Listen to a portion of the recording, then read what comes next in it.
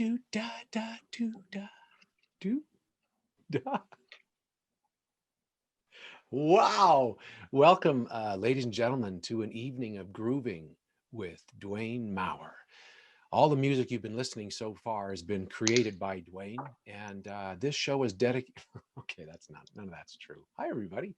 Welcome to another episode of Conversation Matters. This is where it started, I think. I mean, it's about the event industry and people that are involved in it, but I think it's just about living in COVID and how everyone in any industry is getting through it and finding ways to create their own niche and finding ways to make things happen. Last time, we got to hang out with the world famous, internationally renowned Jocelyn Flanagan, who's the founder of E equals MC squared. Hi, Jocelyn. Are you there? Are you with us? Thanks for joining us again. Oh, hi again. It's so nice to see you. So, Jocelyn, explain to folks where you are seated. Where are you right now? As last time, I'm at the Bespoke Audiovisual Studio in Toronto. That is, it's a beautiful space, and we want to thank everyone at Bespoke for helping make this happen. You look sharp. I'm at the world headquarters of the high-tech chat that is my basement. It's a high-definition basement. Yes.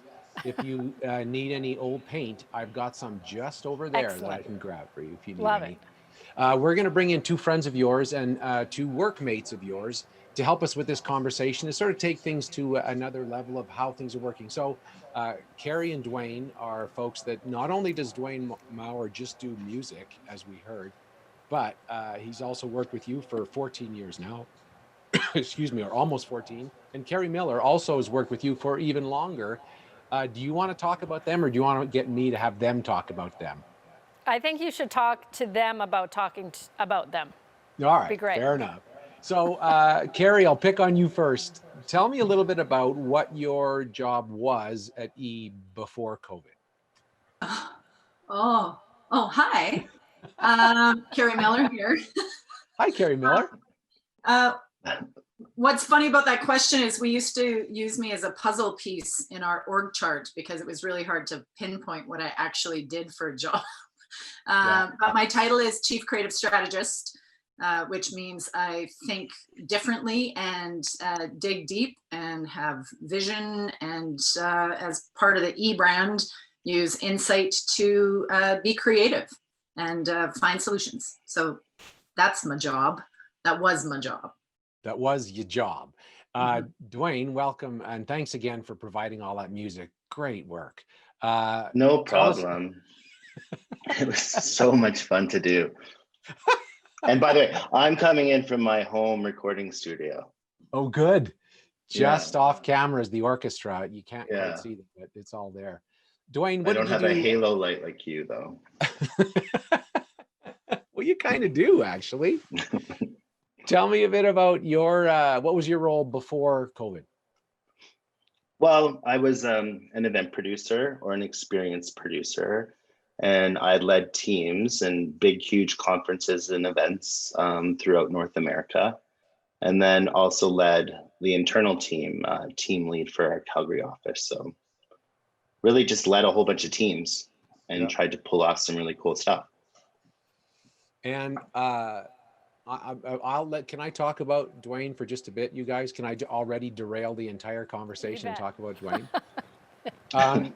Because I've worked with all three of you for years in various roles. And one of the things, my favorite Dwayne story was there was some event, I forget, it was a big smashy event, big fancy ballroom. And I was standing side stage with Dwayne, as I often do.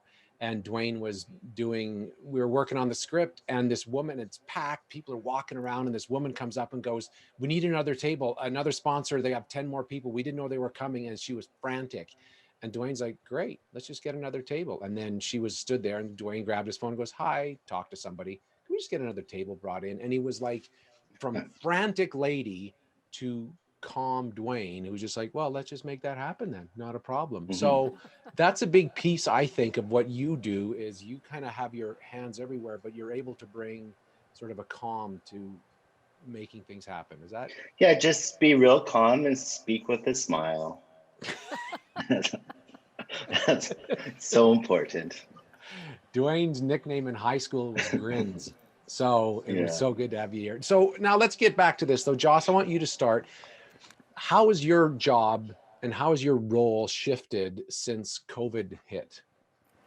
Yeah, sure. I know we spoke a bit about this last time, but Yeah. so Dwayne and Carrie and and our whole team's had this conversation, and it takes us back to what our jobs were pre-COVID, since we have had, you know, many, many years of history of what it is pre-COVID, and realize that what we do pre-COVID is really what we do together during this, you know, new world virtual event atmosphere. So the way that the three of us even have worked together, we've gotten to know each other obviously so well over the years, and you know, we without actually even identifying each role before an event, we land into what our strengths are, and so we naturally, you know, evolve into, you know, I love shows, I love show producing. Give me a stage, I love produce it. Carrie and Dwayne can talk about their specific roles, but it's, you know, we've got, when I talk about show and I think big picture, and Carrie talks about strategy and Dwayne talks about logistics with the smile, you know, we all pull together, and what we're doing now in the virtual event world, it's exactly the same thing. So we all land on our strengths, but I'll let Carrie and Dwayne sort of talk to that specifically. Carrie, why don't you go? How have you seen what you do shift? Yeah, it's shifted so much. I mean, in live events, I love to design how humans interact in space and design events. I mean, I loved doing it. From a strategy perspective, it's always been about looking forward and visualization and seeing a sort of a larger picture. So for real events, what I would call a real event, it was really logistics, spatial management, experience guidance of guests. And now it has changed, but it's just using my creative muscle in a different way, and showing up in a different way, and distilling the information differently, and just thinking differently. We're going to dig into a bunch of that and how one can still find a way to make a living, because that's a part of this. Dwayne, what about you? How has your life and your role shifted in the last, whatever it's been? Yeah, since March, April. Well, I think that the biggest thing was just trying to figure out what my job was. That, you know, that took a while. So, and then understanding that it actually didn't change a whole lot. I still am a project manager, and I still lead teams, and hopefully give really good direction to those teams and good feedback to our clients. So I don't really see my job changing, but the things I do change. You know, I walk 10 feet to my office instead of getting into my car. I haven't been in an airplane for 8 months, which is weird.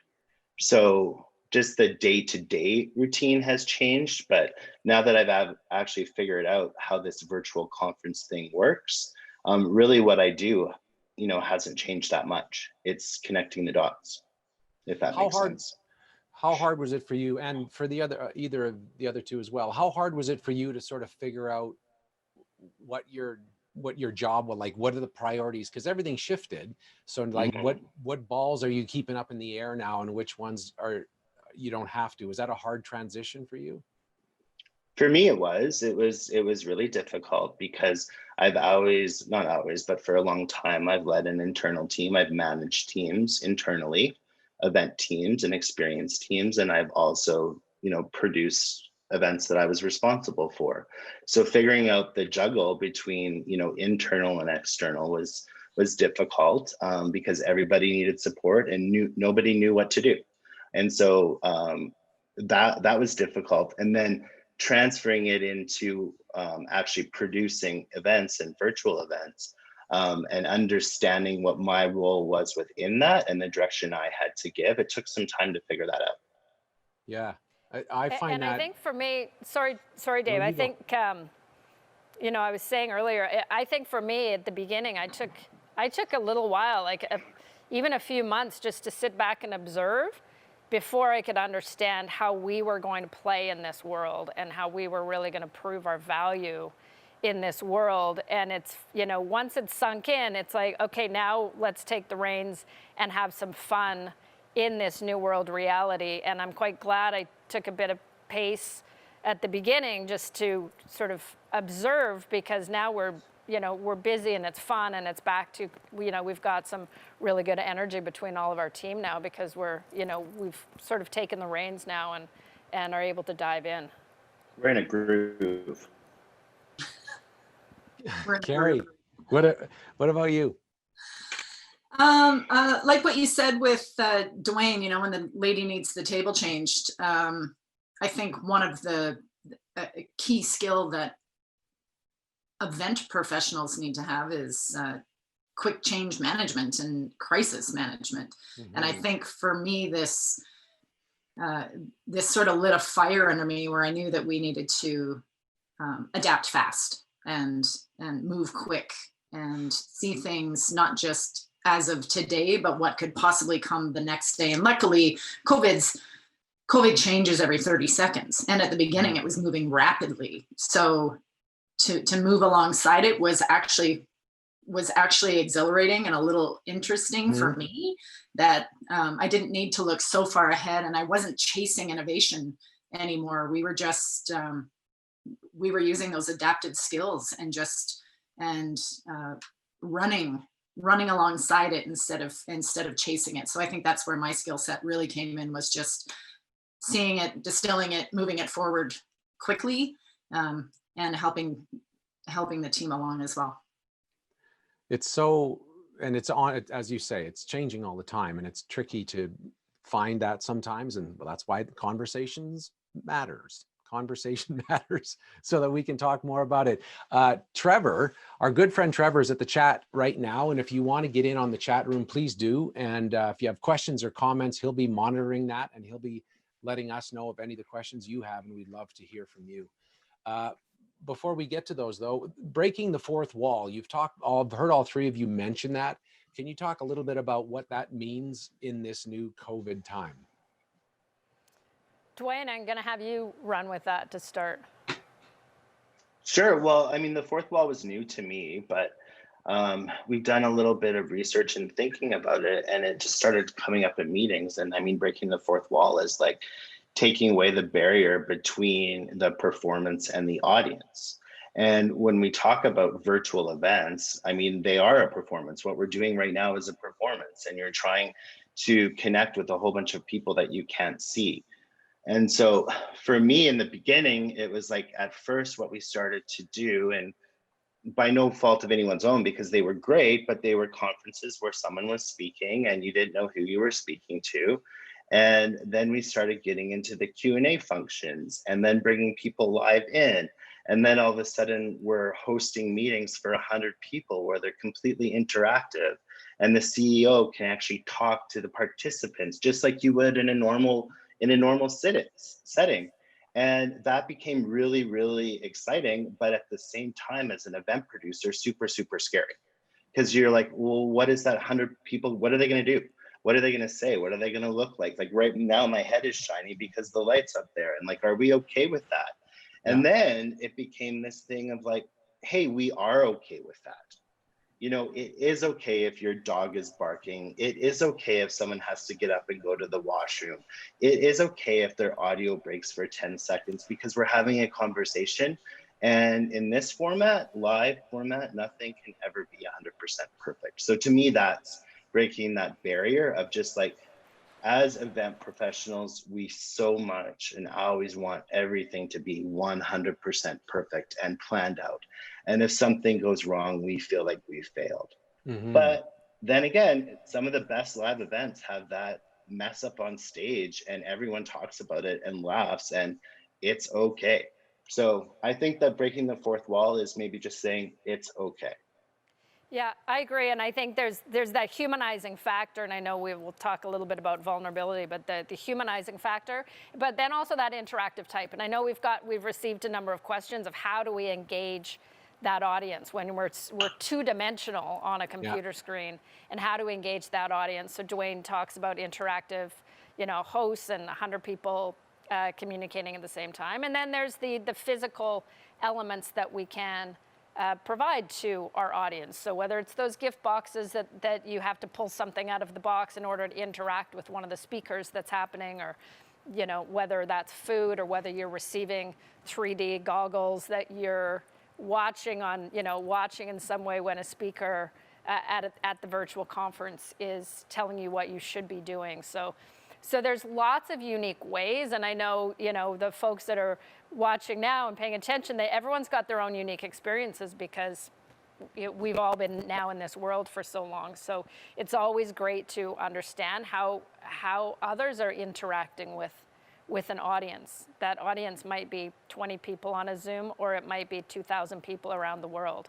So how can we, again, the idea of breaking that fourth wall is just, I think, a really great thing for us to always keep in mind. And people love it. And it's my favorite thing in an event is when something goes sideways. That's my and how you manage it, right? Yeah. And how you embrace it or not. Yeah. I love so the team's been doing a lot of the virtual work. I attend a few, and I am out there selling them. I understand them. I know all the platforms, but I haven't really been on the production end of those. So these webinars are even sort of fresh and new to me as far as what happens in the back end. So it's great to see this, but what I'm finding when I'm attending virtual events, ours and others, is you get this really, really interesting feeling of being intimately connected to the people on the screen. You're seeing their pores up close. Like today we watched Jane Fonda live at a conference, and she was right here, and I could see her, and I respected her, and I could never get that close to her. And it didn't matter that she was live or not. But I think that intimate connection and the fact that it feels as though we have the ability to, it feels like a barrier has been broken, even though we have more barriers between us now. Yeah. Well, you mentioned this, Joss, vulnerability. So what is that? What has shifted in the world of vulnerability from pre-COVID to virtual stuff? Well, I think, Dwayne talked about it, we're getting to know our clients, and our clients are getting to know even their leaders, and we're in the homes of CEOs. We're in the homes of world-renowned speakers, and when we're in meetings or when we're in full production, and like the dogs are running back and forth, and we had a meeting yesterday with our clients, and everyone's showing off their dogs, and we thought, you know what? Could you imagine if we were in corporate office and in the middle of one of our big meetings with our clients, a dog were to run through the boardroom? Like, it was just never. Yeah. You can't even fathom that. But now, not only is it happening, it's fun, and now we've got some more commonalities that we can talk to. So to me, that's sort of that vulnerability that everyone is inviting everyone into their home.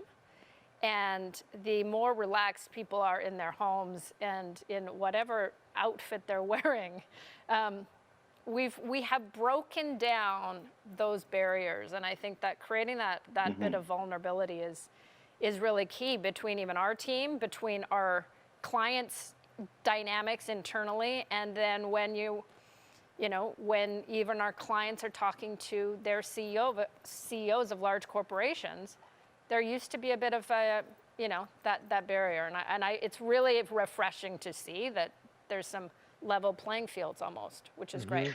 And on that point, Jocelyn, I think it's just so cool to see people speaking that aren't normally speakers, because they're just comfortable. Like, I'm way more comfortable right now than if I was in front of 1,000 people presenting at a conference. I'm in my space. I'm in my home. I can only see Dave.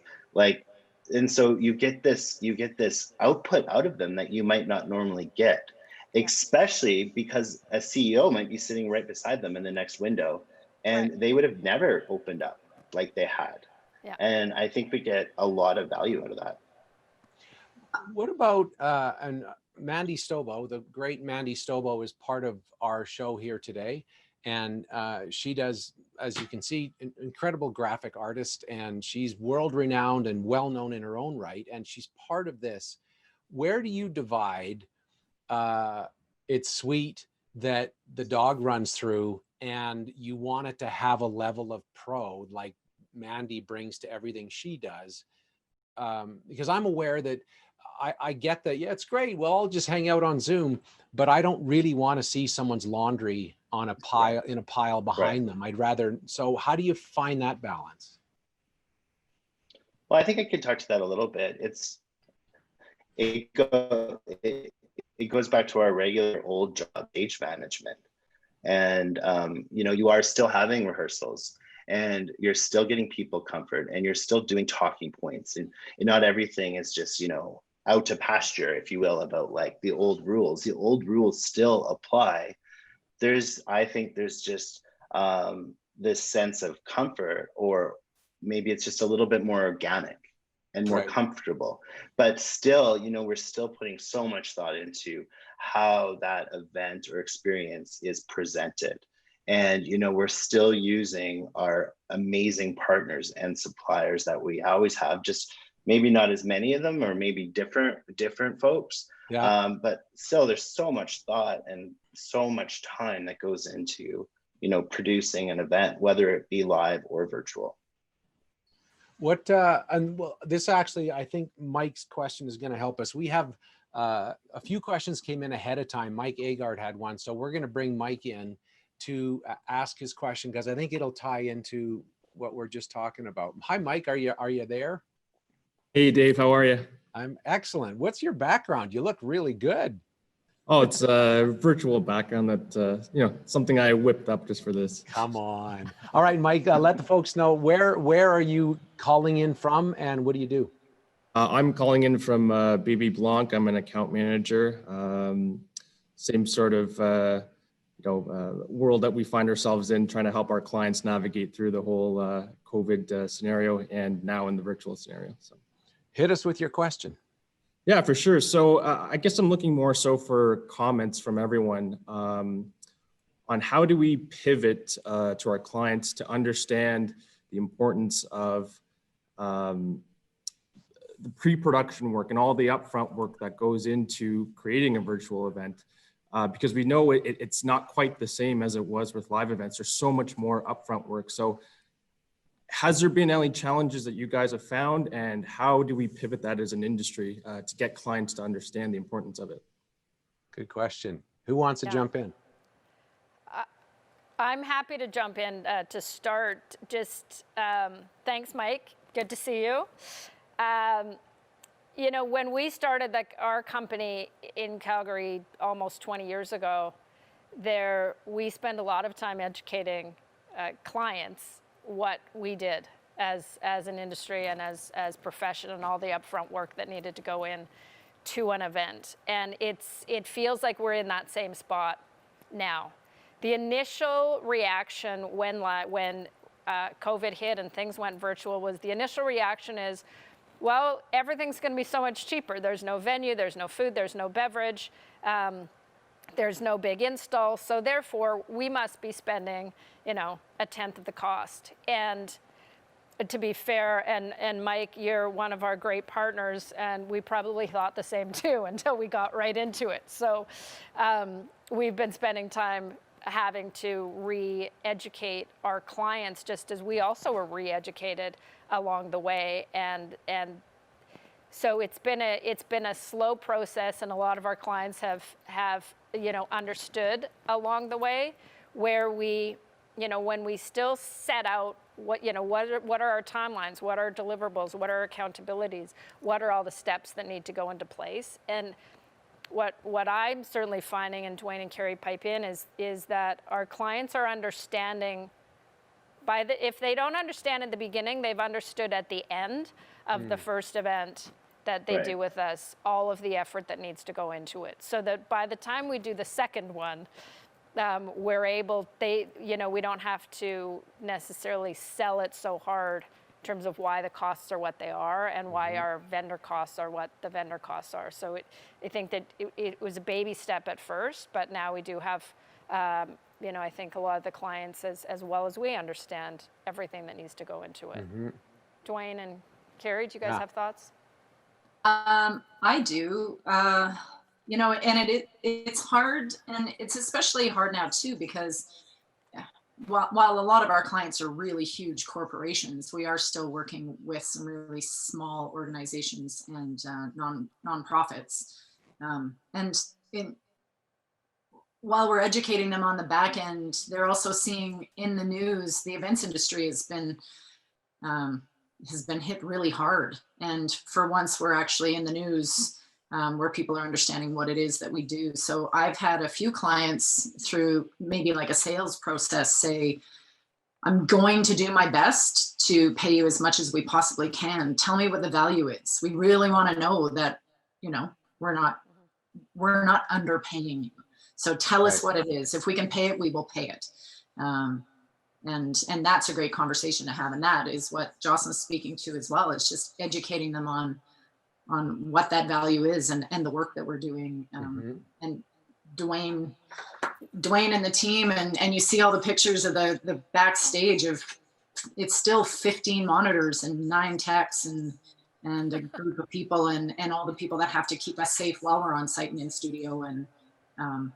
And my goal is now to figure out ways that we can insert the other portions of the industry into this so that we can, drive more value even further into the industry just outside of ourselves. But Dwayne, do you have any comments? Yeah. Yeah, I mean, you touched on it. I think it's showing them. So we might have to do one, to get them going. And then on the second one, they understand more, but just really showing them what the back end of one of these productions look like. And I had a client, we had a client recently, and we brought him into the back end of Zoom while we were pushing everything out to a website. And he's like, holy, I had no idea the amount of people, because we're all, sitting there and, some people have their headsets on and he's seeing control. And then I'm calling the show and holding up my piece of paper with how many minutes are left over. And they had no idea that it just wasn't your typical Zoom meeting. So I think, Mike, it's actually showing them and inviting them into your world. And saying, this is what it takes. And you might not be able to invite them into your world, like have them walk through your studio, but even record it or show him or her and, walk through with your phone on a Zoom and say, this person does this, this person does this. And this is why we need all of these different players to make this thing happen. And, just you take a screenshot of my head and how shiny it is right now and say, that won't happen, right? Because we'll talk to you about, I've got like 3 texts from people, by the way, guys, he's like, you need to adjust the way that you're sitting. So that right there, it's like, it's show them the people. I think too, one of the things, we as event professionals, we need to recognize that our clients are asking these things legitimately. Their budgets have gone down, and in a number of our events that are revenue generating for our clients, and they're ticketed events, they don't have the ticket revenue. So therefore, the budgets just typically aren't there. So are there ways that we can even help different revenue generation sources? Are there ways that when you're virtual and you can reach out to more people, is there more application for sponsors? Or different sponsors going to be interested? And we can help sort of guide some conversations also on, maybe we wouldn't have had those conversations before, but we can sort of look at other ways where we can help our clients from all angles. So it's not just about budget cutting, it's about how they can create different sources of revenue where required. And also how different budgets within corporations can maybe play together. So can we merge a marketing and a communications and a community investment pool of money together to create one experience and make it broader to a broader audience. So all those things, Mike. Yeah, a good question, because it's a dance, right? And your point, Joss, that you said that earlier on, or sometimes for the first event, you can convince people to say, but you need the first one for them to see it. So if I'm a supplier, or I work in the industry, or if I'm just a whatever, it doesn't matter. If somebody says to me, would you suggest that they say, well, do one for less, but explain to them what it's really worth so that the next one, I just find that it's a tough negotiation to start low and hope it gets bigger, because then you're just starting low and they want it low. It is, and that it is a really delicate dance that we need to do. So, I know we've certainly talked about industry advocacy and not undercutting just to get the job. Yeah. In order to get the next job. So, but it's how do we educate while ensuring that the value of not only our company but the value of the industry and the partners are there. So we do need to sort of bring those clients along, and then have conversation with clients and understand where they're coming from, and then we can sell our other clients' conversations to our other to new clients, so that they can whether it's through references or referrals or whatnot, but sort of help each other as whoever understands our value talk about it loudly. Because if you look at this, someone could say, well, I look at this conversation, only one of them had to buy pants. The other three didn't. So why am I paying for 4 pair of pants when I only see one? I legit put pants on today just because I thought that might come up. But I'm not going to show it to you. Let's bring in Katrina. Also, Katrina Genty is with us as well. Hi, Katrina. How are you? Good, Dave. Thank you. Nice to have you here. You have a question for the team. Tell us your question. I do. I'm one of the accounting reps for E = MC Squared events, and knowing that we're several months in and numerous virtual events have happened, do we still think that in-person events are always better? Whoa, good one. Who wants to jump on that first? We love this question. So Katrina, thank you so much. You brought this up before this event, and you brought it up, and it sort of hit us on the head because you work for a live event company and you asked that question, and I was like, oh, that's a really good question. So, interestingly, as much as we all would love live events to come back, what I think we've all experienced, and certainly I've experienced in these, is that we've learned that live events aren't always going to win out over virtual, and they're not necessarily, some of the events that we've been doing virtually in many ways are better than live. So I don't think live events are always better. That's my personal opinion. I think live events are mostly better, but we've certainly learned in a few of our virtual experiences how we can actually produce live events in a more effective way and in better. So I'm going to just one example. Very first virtual event we did was the Canadian Screen Awards. And the comments that we got back after that event was how quick, how fast, how efficient, how amazing it was. And then that makes us think, when we go back to a live version of that particular award show, can we make it faster? Can we make it more efficient? How are we going to make that live event better than we have in the past based on what we've learned through this virtual experience? Yeah. So we all need to learn what is better virtually, how we can adapt that going forward when we get back to live and we've got that dynamic. Because I would certainly suggest we've got a lot to learn going forward in our live events and take advantage of this. I feel like, let me jump in just to differentiate and tell me if I'm getting this right, Katrina. Live is, what you mean is in person, as opposed to if it's a conference that's live, but it's all on Zoom, it's still live. But what you talk about is having people in one room. And that is this has been a shift. What do you think on that, Dwayne? What has it been for you? Or Carrie, if you want to go first. Why don't you go first, Carrie? Oh, sorry, Carrie, you go. I struggle with this because our human to human connection is actually our job.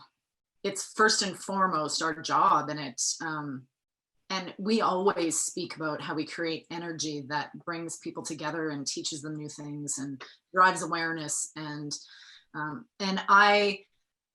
while I don't think that virtual events are better than in-person events, I do think that there is a brilliant strength to these virtual events and how they will impact our in-person experiences moving forward. So conferences of 300 people can now reach 8,000 people. So the message and the content can get out there. And now we have ways, and we understand it even deeper, of how we can connect all of those humans in a in-person perspective and an online perspective. And now with that fourth wall barrier being broken, it's like this really cool time of creating that intersection that we tried before with 6,000 people watching a live stream, but now we can play with them. Now we can actually interact with them. And I've been lucky enough, and it was with you, Dave, and Dwayne was there too. And I know a few people on the webinar were there, and a part of it, because it was such a great joint venture with so many great partners, was the drive-through grad piece. And Dave, when we were saying goodbye to cars as they were leaving, that human, they were 15 feet away from us, but that emotion you can never get. This between this. You can feel me right now, you can see me, but you are not getting it until you're actually with another human interacting like that. So I'm a firm believer in person, but there's a huge opportunity with the virtual world. Agree. Dwayne.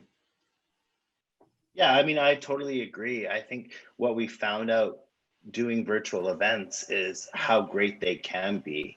I don't think anyone would ever question that a live event is amazing and we all want those to come back, but do them in tandem now, because there's two really important things that, in my opinion, have come out of virtual events, and that's accessibility and comfort, meaning that you're more accessible to the people that are talking, and the people that are watching, the viewers or the participants, have this level of comfort where they will speak or they will say something or they will be vulnerable like they never have before. And when you're in a platform that, you can have 100 people on screen and you say to them, everyone turn your cameras on, and then you talk to them and they talk back, that doesn't happen at a live event. Right. Yeah. And so to me, that's the biggest thing. Yeah. I also think there's a piece there that's with a virtual event. I hosted a hybrid one where we had the Canadian ambassador to China, live from Beijing. Well, there's no way that person would have been able to fly in and do that, but we got to have them there, and everyone in the room, all our socially distanced people were like, great, there they are. That wouldn't have happened before, and they accept it. So I do think there are some advantages that we're going to drag into the new world, no matter what it is. And one of the thing, as we're planning out some other shows virtually, is Master Control has volume control.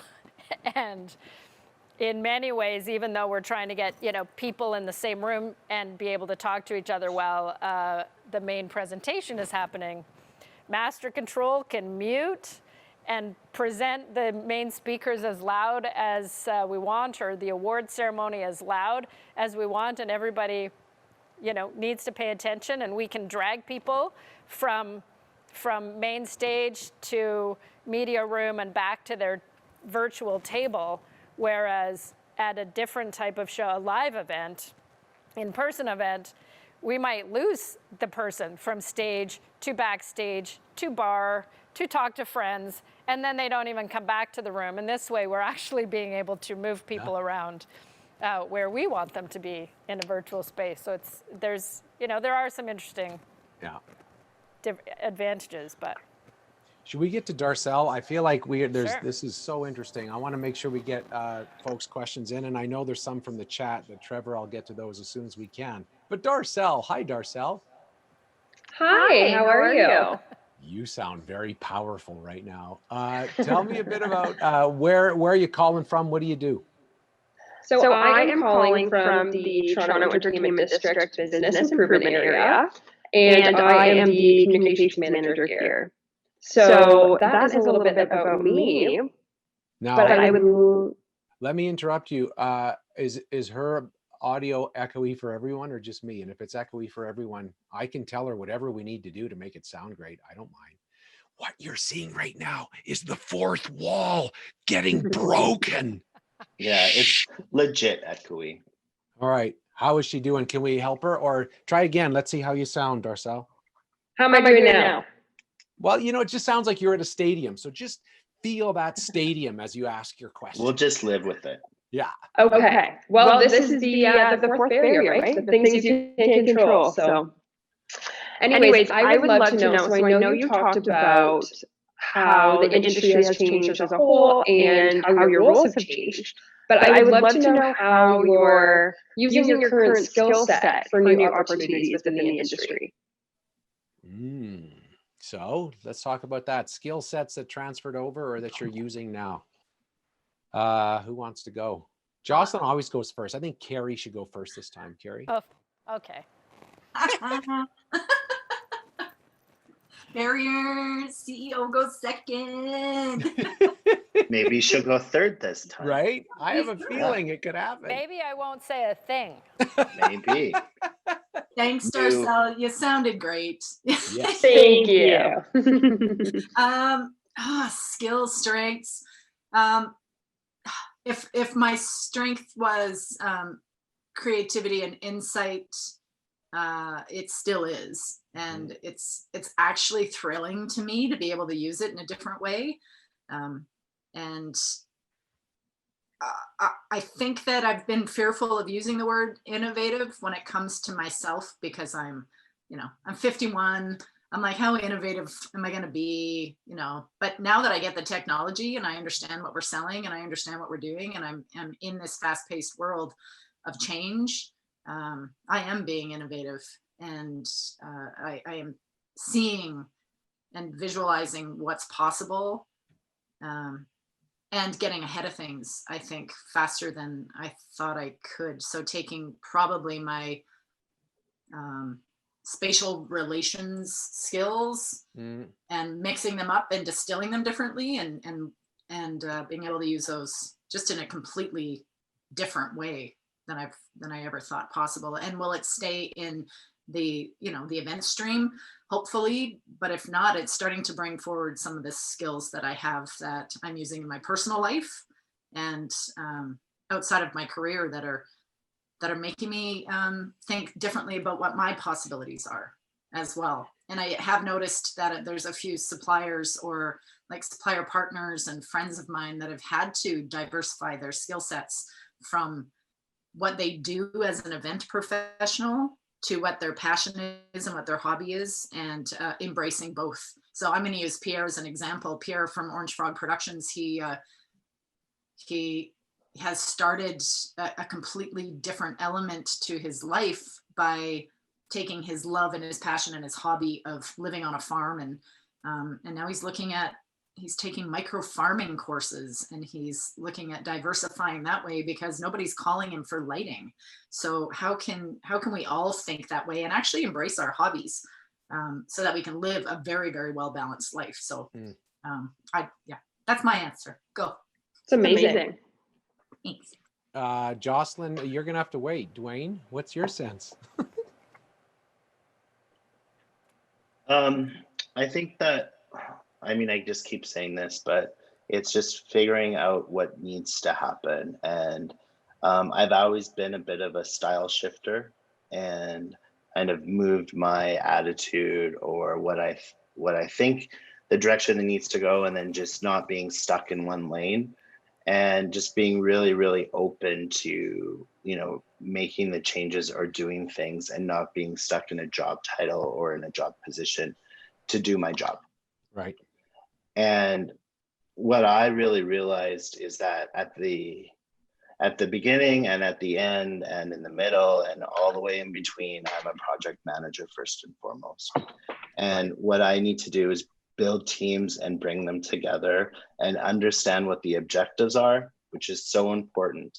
And then actually search really hard to find out who the best team members are to make that objective happen, and realize it's not me. And it's never been me, and it's never been about me. And there's so many people out there, like what Carrie's saying, you know, but if just keeping it in the event space, there's so many professionals that are changing and seeing things in a different light and are changing their business models. And it's going out there and having conversations with them and figuring, well, what are you doing? Because everyone's trying to tackle this virtual world. Yeah. And Jocelyn and I met with someone this week, like a dear friend of our company and of the event world in Toronto, and the things that she's doing and the changes that she's made are absolutely incredible. And we hope to partner with her on something. Yeah. So I guess just search and see what you can find. What are we good at? Jocelyn. You know, I think back to a plug on industry advocacy is, I think we as an industry used to say, we're just event planners, we're just event producers. But as what Carrie and Dwayne said, our skills are so diverse and are so transferable to really any industry. We are resourceful beyond most other types of organizations or companies. We are resourceful, we are problem solvers. That's our key job, and I know Dwayne touched on this. And we are managers of teams of large sizes, whether or small, you know, maybe our internal teams, and large when we're putting on these large events, we have hundreds of people reporting to us. So we have project management skills, we have leadership skills, we have communication skills, we have strategic skills. And we are resourceful. So outside of the event industry, you know, we are able to grow and expand. But even within, you know, our job is to communicate, and our job is to connect with humans. So often those skills translate into, Darcel, your skills have translated into communications. And from events to communications, because what we are as an event industry is we're communicators. That's what we do. We communicate emotions and strategies and celebrations and all of these things. So I think it's the key to understanding where your skills go and how to transfer skills is really, again, putting value on what you actually do on a day-to-day basis first and foremost. And once you put value on your own abilities, you can take those abilities elsewhere with pride. And it's no longer, I was just an event planner. It's like, I am in the event industry and I can do anything. And I think that's really where, you know, we need to own that value within ourselves. That's great. Thank you. Thank you, Darcel, for speaking and asking your questions, your question and great thoughts. Thanks for doing that. And I also want to say that Trevor's been hard at it in the chat room. Joel said, I hope the level playing field continues once we're where we're at after all this. Heather said, if any industry can instantly transform to be creative problem solvers and adapt in their business model, it's us. But Carmen had a question. Carmen said, I'd like to hear the panel's thoughts on the importance of staying true to our strengths as live event people. So that's design, creativity, engagement strategy, etc. When most of the event world is madly scrambling to become digital or virtual experts. I.e., is there a perfect marriage here between us and our technical partners? Anyone want to jump on that one? It's a great question. Thanks, Carmen. I'll jump on that one. Sure. Thanks, Carmen. I'm probably going to hit the first portion of that question. Like I said, I haven't been involved as deeply within the virtual and the digital landscape outside of advising clients on sort of their digital, the importance of their digital world in their marketing and gathering those audiences and continuing their conversations outside of what we're doing as a live virtual experience. But I feel like my goal has been the whole time, and as part of our strategy, is trying to find ways to get people as safely as we possibly can back to in-person events, whether that's through drive-through opportunities or hybrid opportunities. And sorry, my mind just went a little blank, but I think focusing on attempting trying as hard as we can to get it back to where we need it to be, to bring all the partners back to work, I think, because we are all integral in providing those experiences to people. So my goal is to do as much as I can in all of the innovative work that we're doing to see where there's opportunities for the industry to come back to work. So it's not just digital, it's not just the 5 people that can do this work. I think it's bigger than that, though. I really do. And I totally understand, Carrie, what you're saying. But to me, now that we've embraced this virtual life that we're in, there's so many ways to bring all of the partners into it. Now, it's not going to be as big. It's just not, because it's not as big for us either. You know, as producers, we're not doing as many big, huge events. But there are ways in the ways that things are presented and done that need help and support.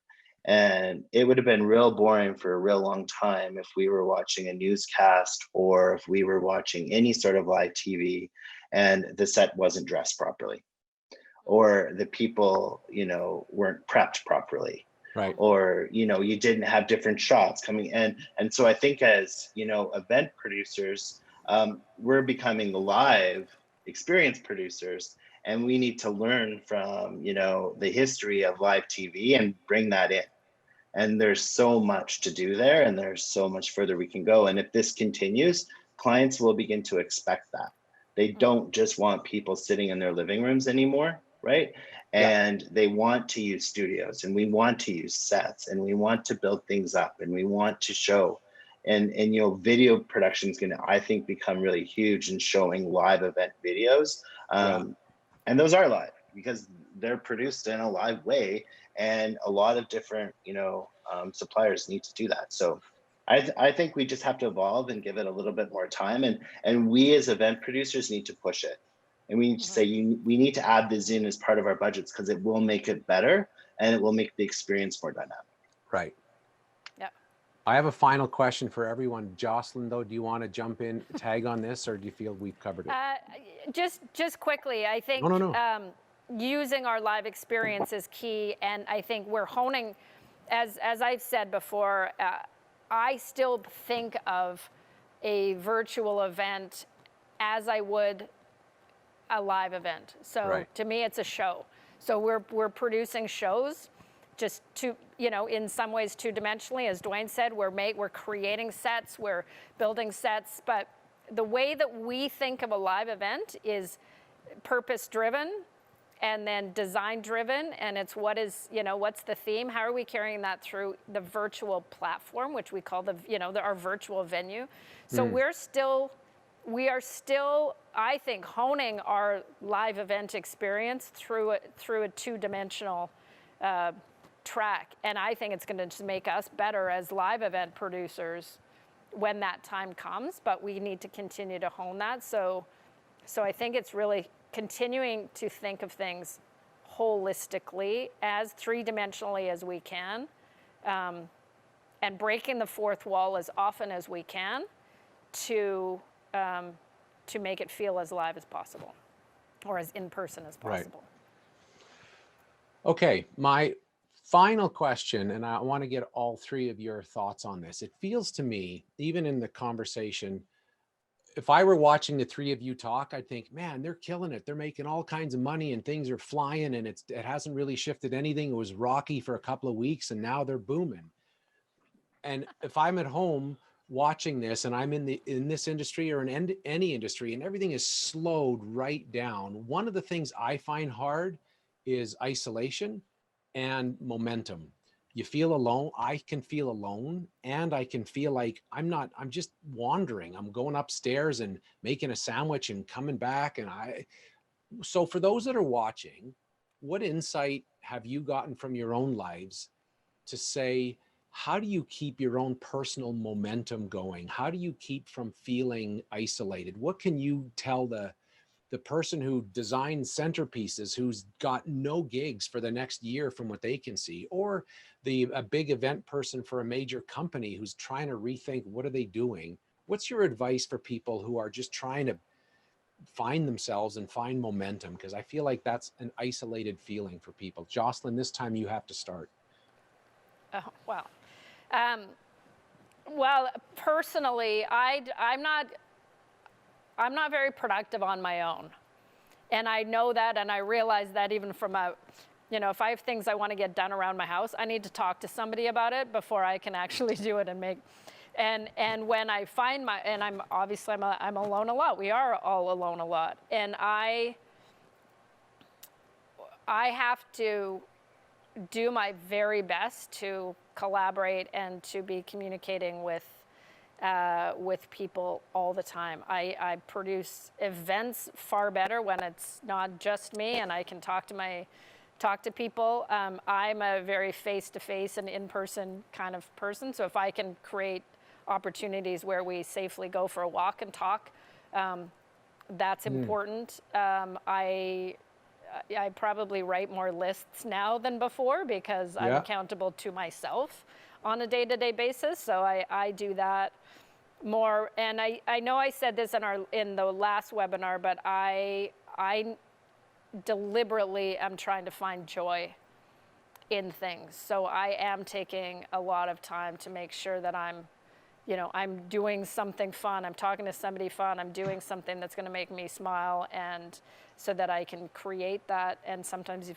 just have to create to make sure that I've got energy for the next thing that needs to happen. So we do. I need to think of my whole self in this time for sure. That's so helpful. Dwayne. Well, we're not as busy as we used to be. So we might look and sound like we are right now, but we're not. And that's just the way it is. That's good. But the way that I've been able to manage it is I try to make everything bigger in my head than it normally would be. So if I have a task or if I have something that I want to do, then that's like okay, this is what I'm doing today. And this is a really big deal. And what used to take me half an hour, because I have more time now, it might take me 2 hours. Right. And maybe my documents aren't amazing, but to me, I'm like, holy, I did that and I did a really good job. And, used to somebody else used to do that and I did it. And I'm so proud of myself, and that just worked. And then just experimenting with all of these new things that we get to do. And believe me, I get to produce a few conferences, and I'm so proud to be able to do that, but it's not the level, the amount that I used to do. So that means these are just bigger in my head, and I just want them to go. And personally, I found out I'm a homebody and I actually like to be at home, and I think that's great. But I make a big deal out of dinner every night, and my kids, I pay more attention to what they're doing, and I just embrace this as just more time, but just a little less money to, make it go. Amazing. Carrie. What was the question, Dave? How do you, if there's someone out there who feels isolated and feels a lack of momentum with their career or their life, what have you found has worked for you to make sure you don't feel isolated and you still have momentum with what you're doing? Well, I'm doing my best to try to stay in contact with as many people as I can. I keep reaching out for some beers with people safely, obviously. Mm-hmm. And I think this conversation matters piece. I'd love to continue some conversations with some people. Reach out to me. You've got my email address. Just to have, a 3-4 person Zoom conversation if we need to. Mm-hmm. But I've been reaching out to some different innovative new people that I've met through just different conversations. And it's been inspiring, and it's interesting to meet new people and have some of that dialogue with them, hear about new ideas. I'm learning about interesting things that I never thought that I would learn. And I thought I'd be learning Spanish, but what I am learning is that I'm learning more about what I need to know to, stay at work, really. But I'm open to having some conversations with other people if they need to have some conversations, because we need each other. Yep. I feel like the reason I wanted to end that is because this is the business you're in. You're in the business of making people feel like they're connecting.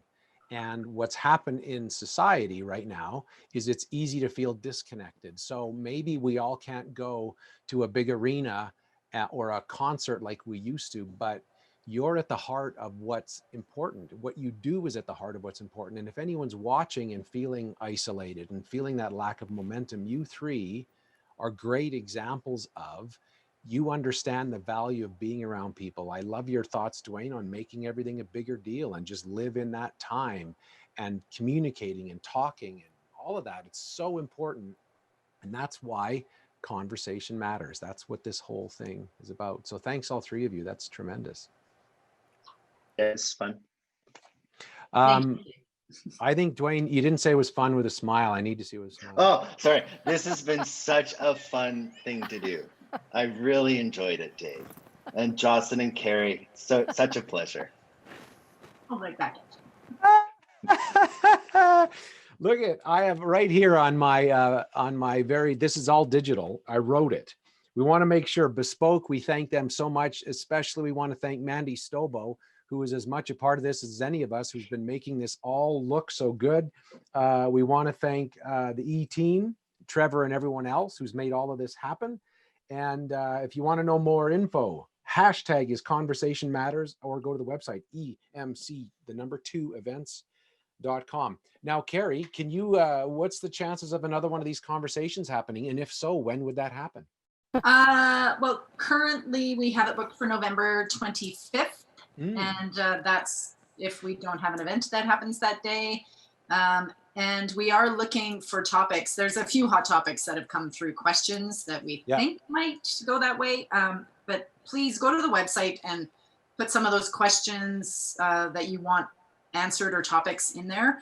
And you can put it in webinar number 2 in the form until I change the website. But that's what's happening so far. And email me. I'll answer questions. You'll do that. Yeah. What a good person.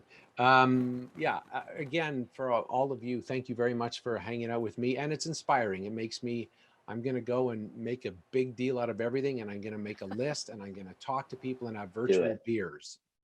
Thanks to the people that asked the questions as well. It was, We'll do more. So how do you guys want to end this? Dwayne, do you want to do some more of your music? Because that was rocking last time. How do you want to? Yeah, I could bring that bed up. I just have to push a button over here, I think. We want the music. Shows how much. There's Carl. There he is. Hey, Dowie. Dowie, that's all for you. All right. See you, everybody. Thank you. Thanks, Jocelyn. Thank you so much, Carrie. Thanks, Dwayne. And thanks to everybody at the E-team. Thanks, Mandy. Thanks, Mandy. Thanks, Mandy. Thanks, Katrina. Thanks, Mike. Thanks for Kelly. Thanks, Trevor.